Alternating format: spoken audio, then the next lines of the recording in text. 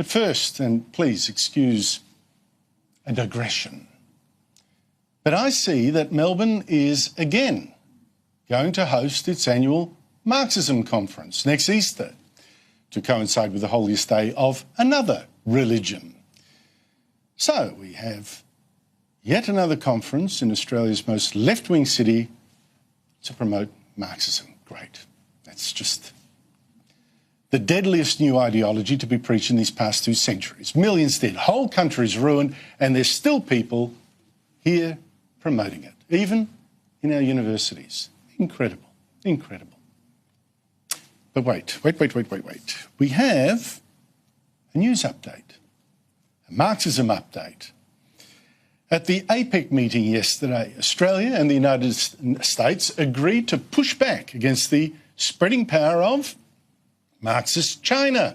They will today build a new naval base, or together build a new naval base in Papua New Guinea, on Manus Island, to stop China from controlling even more of the Pacific and the shipping lanes to our north.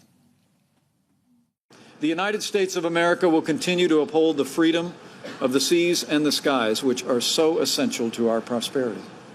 We will continue to fly and sail wherever international law allows and our national interests demand. Harassment will only strengthen our resolve. We will not change course. Now, you've got to ask with this, how is it that China is such a threat? How did it end up a dictatorship that's so hostile to freedom? I mean, to the freedoms that we say are so important anyway. How come it is virtually a dictatorship under President Xi Jinping? One that arrests and persecutes democracy activists, people who are just demanding free speech.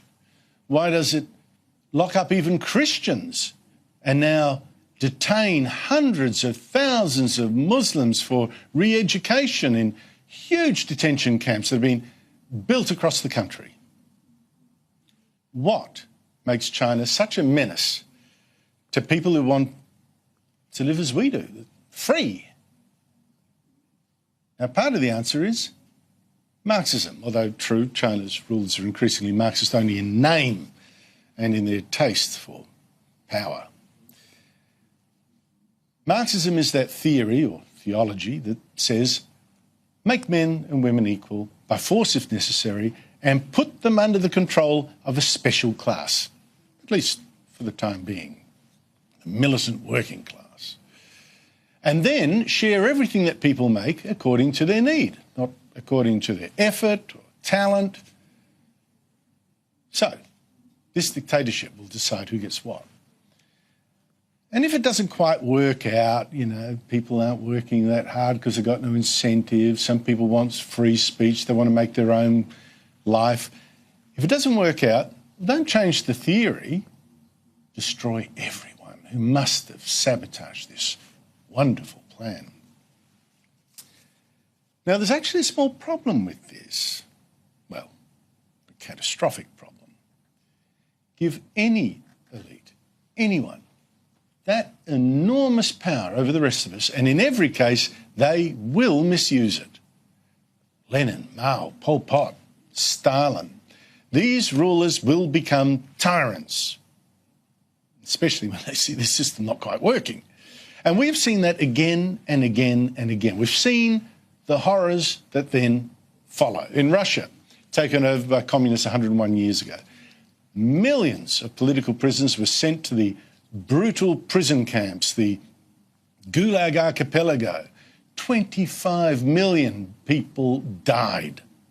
In China, under Mao Zedong, 60 to 70 million people died, many in a famine caused almost entirely by his mad ideas and tyranny.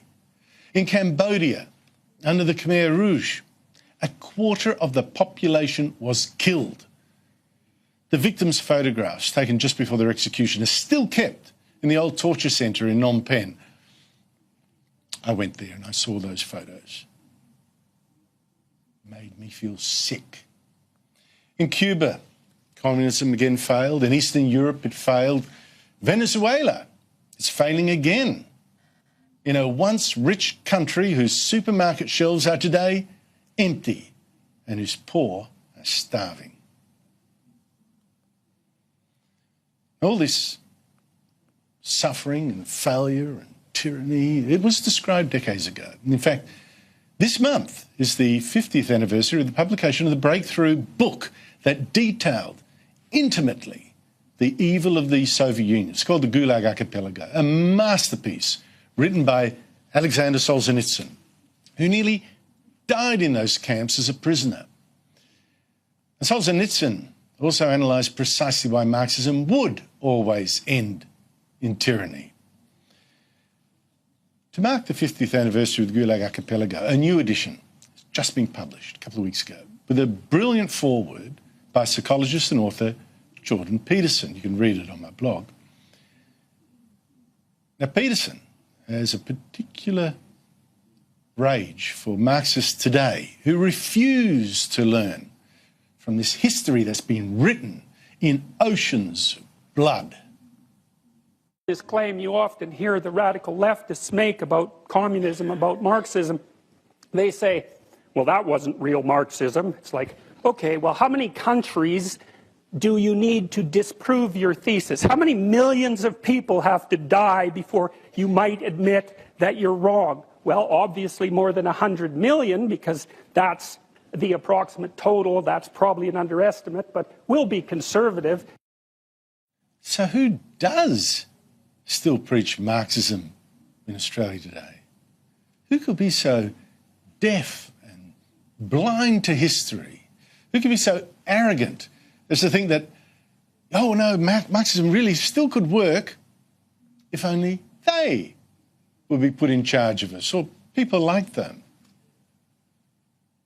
Well, take a look at the speakers at this new Marxism conference in Melbourne next year. You can go to my blog and you can check in detail.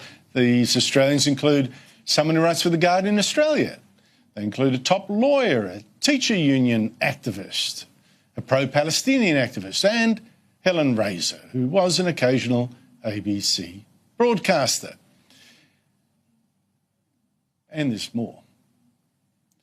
I find it all a bit sinister, sad. When you have a meeting in Melbourne to promote freedom and to promote free markets, like we did with an IPA conference that I was emceeing a couple of years ago, you get violent riots by Marxists and other activists. But when you get activists in Melbourne promoting Marxism, a creed responsible for 100 million corpses, those activists, they meet in peace. While on our borders, Marxist China stirs.